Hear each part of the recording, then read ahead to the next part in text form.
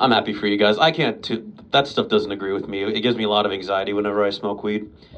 And I have friends that swear by it, and they want me to have a good time. They're like, "Well, have you tried like CBD or something like that? You should try it." And I'm like, I don't know, man. That stuff.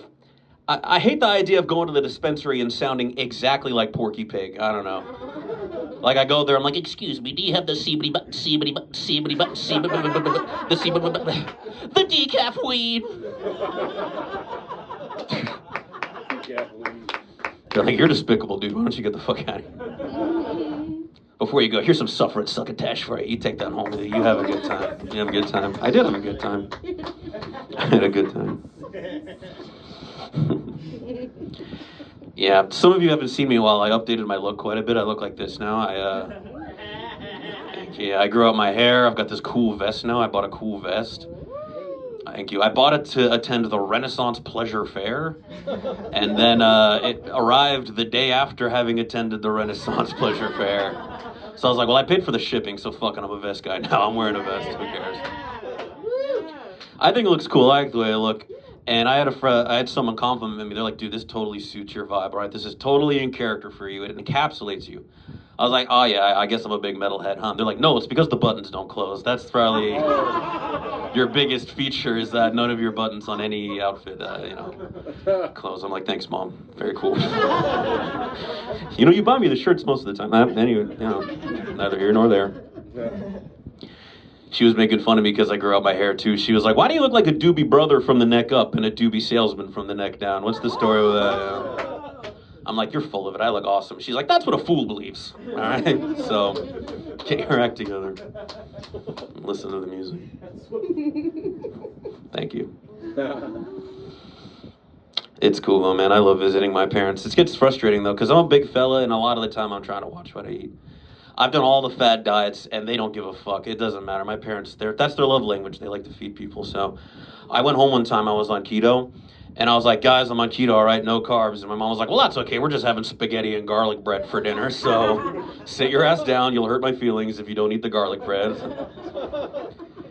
I'm like, "I can't scrape the butter off or something?" He was like, "You can fucking try." It doesn't matter, dude. I could go home and I could be on the I'm not gay diet. And my parents would be like, "You're not gay. We got a bowl of dicks right here for you, buddy. The hell you saying?" "I'm not gay. You're gay tonight, buddy. We'll tell you that much. All right, we worked hard on these dicks, okay? They're throbbing for you. Head in there, dude." So I was on the gay diet all weekend. I went on a huge cock bender. It was a mess. It was a total mess. 100% of the cocks. It's fun though, man. I mentioned I have this cool vest I do. I like it. I'm a big metalhead, so my metal friends are always asking me when I'm gonna start putting patches on and make it a battle vest. And I do have patches. I've been collecting them for all my life, knowing I was gonna get a vest. But now that it's here, I'm nervous because the only person I know who can sew is my girlfriend. And that just feels like such a bitch move. I don't know. I go up to her, I'm like, "Excuse me, can you sew this patch into my vest for me, please?" She's like, "Which one?" I'm like, "The one that's a skull that's on fire. And there's knives coming out of the eyes."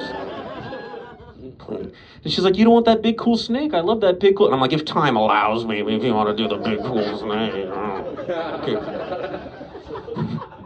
Okay. "Can we DoorDash McDonald's for dinner, please?"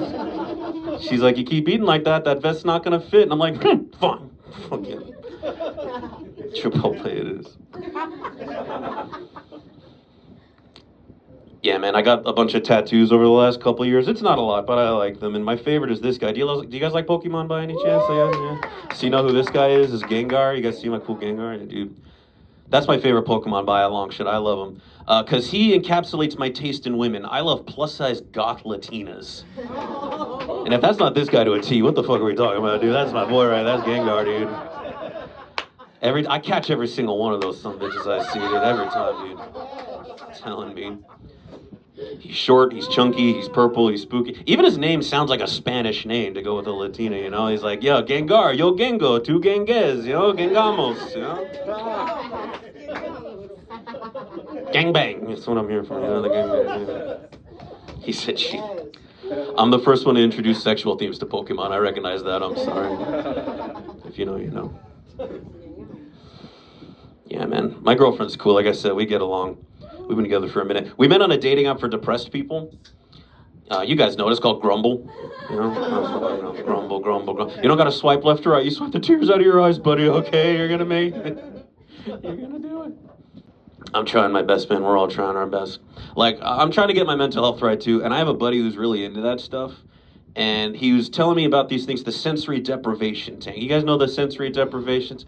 So you know what it is. It's this big pod, and it's salt water. It's room, like body temperature, so you're floating, and you're supposed to look into the face of God and like think about how beautiful it is. But the whole time I'm in there, I'm stressed. I'm just like, I hate myself. Nobody thinks I'm funny. Nobody knows anything about Pokemon. I can't use that joke anywhere in the world.